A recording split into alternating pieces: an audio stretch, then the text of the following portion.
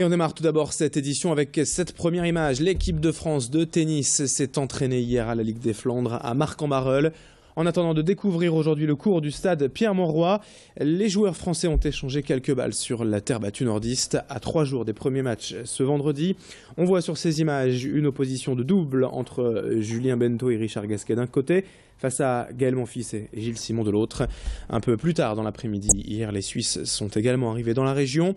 L'incertitude demeure toujours quant à la participation de Roger Federer après son forfait en finale du Masters de Londres dimanche. En tout cas, tous les joueurs sont désormais dans la métropole lilloise, prêts à en découdre. Les Français devraient donc pour la première fois découvrir le stade Pierre-Mauroy ce matin, avant de tenir une conférence de presse sur place cet après-midi. Malheureusement pour les supporters, aucun accès ne sera autorisé pour le public lors de ces entraînements cette semaine, que ce soit à Villeneuve-d'Ascq ou à Marcq-en-Barœul.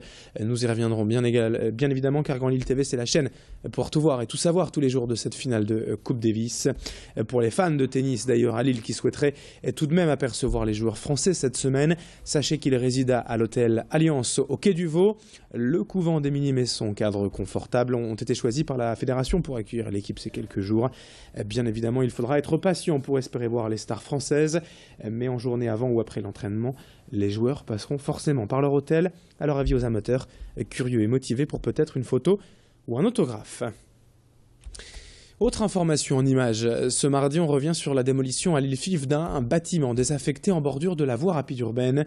Depuis cet été, des riverains s'inquiètent de la poussière émanant du chantier et cela fait maintenant plusieurs mois que le collectif Soleil 5962 réclame le dossier technique amiante à la mairie, le fameux DTA, normalement indiqué sur chaque permis de démolir. Le chantier se poursuit donc depuis des mois dans l'indifférence quasi générale, alors qu'une école et des dizaines d'habitations sont situées à proximité. La mairie a depuis toujours refusé de communiquer ce DTA au collectif, mais récemment, après l'intervention de 2 sénatrices du Nord, la ministre de l'écologie, Ségolène Royal, s'en est mêlée, et les riverains seront donc reçus demain en mairie de Lille.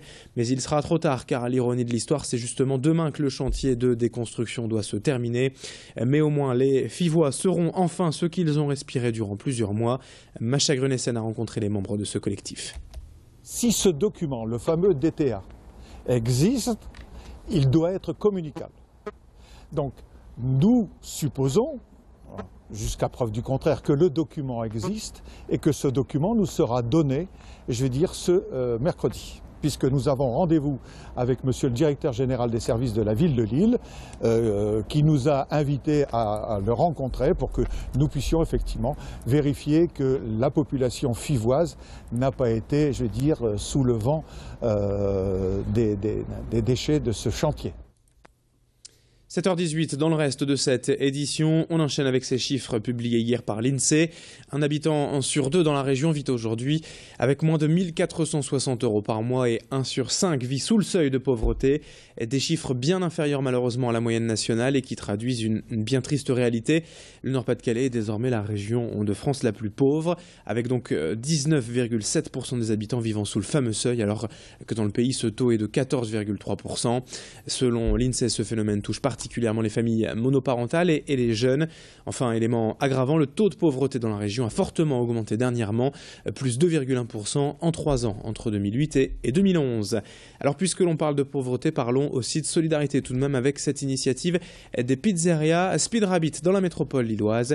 Le gérant Vincent Auduro s'est associé au Secours populaire cet hiver en se basant sur son offre déjà existante, à savoir une pizza achetée, une pizza offerte. Mais il s'agit là d'offrir le repas aux bénéficiaires de l'association. Chaque jour et à la fin de chaque semaine, il compte le nombre de pizzas offertes par les clients et celles-ci sont préparées et distribuées lors de maraudes ou bien même redonnées aux familles sous forme de bons d'achat. Depuis le 1er novembre, il a déjà récolté ainsi une 50aine de pizzas. Son opération dure jusqu'au mois de février et précisons que tous les Speed Rabbits de l'agglomération lilloise participent. Explication complémentaire au micro de Macha Grunessen. Sur notre restaurant de Lille, place de Strasbourg, à la fermeture donc du restaurant entre 23h30 et minuit, on a systématiquement tous les soirs un groupe de SDF qui passe et qui nous réclame les invendus. Donc bien évidemment, on leur a toujours donné ce que l'on avait en trop, ou de la marchandise qui restait consommable mais qui n'était pas destinée à la clientèle. Et je me suis dit, pourquoi ne pas trouver une solution pour faire de ce geste basique une opération avec de plus grande ampleur. 7h21 en direct sur Grand Lille TV. Merci de votre fidélité. C'est la fin de ce journal, mais on se retrouve, vous le savez, dans une poignée de secondes à peine pour les prévisions météo du jour et pour l'infotrafic en ce mardi. Ça commence déjà à se charger. Sur les routes, on fait le point en détail dans un instant. À tout de suite.